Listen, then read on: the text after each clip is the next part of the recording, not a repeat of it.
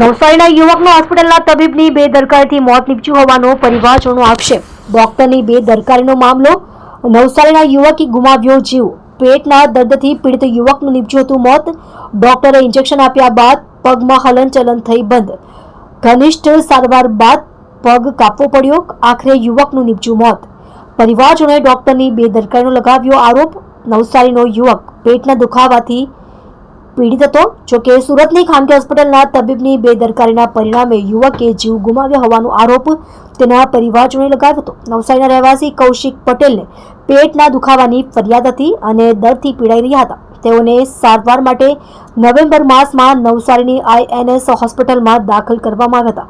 કૌશિક પટેલના પરિવારજનોએ આરોપ લગાવ્યો છે કે સુરતની શેલ્બી હોસ્પિટલના તબીબ દ્વારા INS હોસ્પિટલમાં કૌશિકને પગમાં ઇન્જેક્શન આપ્યું હતું। ત્યારબાદ કૌશિકની તબિયત વધુ લથડી હતી અને પેટમાં ઇન્ફેક્શન વધવાની સાથે જમણા પગમાં હલનચલન બંધ થઈ ગયું હતું। ત્યારબાદ કૌશિકને ઘનિષ્ઠ સારવાર માટે સુરત શેલ્બી હોસ્પિટલમાં રિફર કરવામાં આવ્યો હતો। 14 દિવસની સારવારમાં તેના પેટ અને પગમાં સર્જરી કરવામાં આવી હતી અને પુનઃ સારવાર માટે નવસારીના INS હોસ્પિટલમાં લાવવામાં આવ્યો હતો। જોકે કૌશિકના સ્વાસ્થ્યમાં કોઈ સુધારો ન થતા તેનો ક્ષતિગ્રસ્ત પગ સર્જરી કરીને કાપવામાં આવ્યો હતો અને તેના 3 જ દિવસમાં કૌશિકનું મોત નીપજ્યું હતું। પરિવારજનોએ આક્ષેપ કર્યો હતો કે લાખો રૂપિયાના ખર્ચ બાદ પણ કૌશિકનો જીવ બચાવી ન શક્યા અને ડોક્ટરની બેદરકારીએ કૌશિકનો જીવ લીધા હોવાનો આરોપ લગાવી યોગ્ય કાર્યવાહીની માંગ કરી હતી। મારું નામ છે સોનલ પટેલ।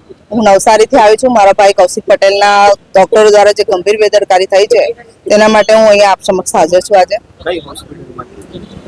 નવસારી ખાતે INS હોસ્પિટલમાં મારા ભાઈને પેટના દુખાવા સાથે અમે દાખલ થયા। ત્યાં જે નવસારી શેલ્બી હોસ્પિટલ ખાતે ડોક્ટર જેની ગાંધી જે શેલ્બી હોસ્પિટલમાં છે અને ત્યાં આવે છે વિઝિટ કરવા, એમણે મારા ભાઈને ઇન્જેક્શન આપ્યું હતું, જેના કારણે મારા ભાઈને પેટની તકલીફ અને પગની તકલીફ વધી ગઈ હતી અને પગ બંધ થઈ ગયો હતો। એની વધુ સારવાર માટે એમણે અમને નવસારીથી અહીંયા સુરત શેલ્બી હોસ્પિટલમાં દાખલ કરાવેલા અને મારા ભાઈના એ દરમિયાન એ લોકો 1 અઠવાડિયાની અંદર 7 થી 8 ઓપરેશનો મારા ભાઈના પગ અને પેટમાં કર્યા હતા અને એની ગંભીર બેદરકારીથી મારા ભાઈનો પગ ગુમાવ્યો છે। એને પગ કાપવાની વારી આવી છે અને અત્રે આ બધી સારવાર દરમિયાન મારા ભાઈને 14 ડિસેમ્બરના રોજ એનું મૃત્યુ થયું છે।